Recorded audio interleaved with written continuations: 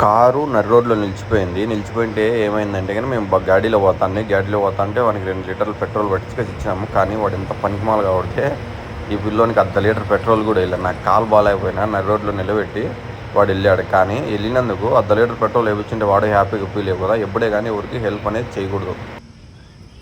అయిపోయానా ఏమే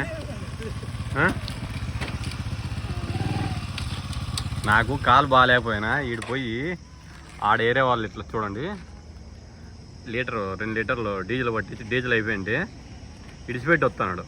చూడండి కాలు బాగాలేకపోయినా నన్ను రోడ్లు వేసి వీళ్ళు ఎట్లుంటారంటే ఈ చేసే పనులన్నీ ఇట్లే ఉంటాయి చూడండి.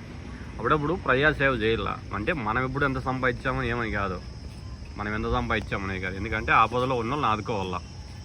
మా పిల్లోడే పోయి డీజిల్ 2 లీటర్లు పట్టించుకొచ్చి పెట్రోల్ వేయించరే ఏమన్నా నైనా లేదా మన డీల్ వరకేనా పడంతా పనికి మాట్లాడరా బండిలో పోతే అంతే ఇట్లాంటి వాళ్ళే దొరుకుతారు రా. ఈయనకి టీ తాగు చూడు బండిలో పోయి 2 లీటర్లు నన్ను ఇడిచిపెట్టి వాడు ప్రజాసేవ చేసినాడు. లేకుంటే ఒక 1/2 లీటర్ పెట్రోల్ వేసాకే నడి రోడ్లో నిలిచిపోయింది బండి.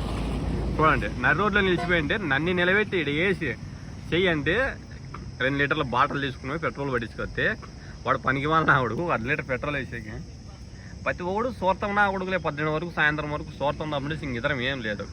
కానీ అప్పుడప్పుడు హెల్ప్ చేసిన హెల్ప్ చేయాల. ఇట్లుంటుంది చూడండి ప్రజలు ఎట్లుంటారంటే కన్నా ఏదో అన్నం పెట్టినోనికి సున్నం పెట్టారు.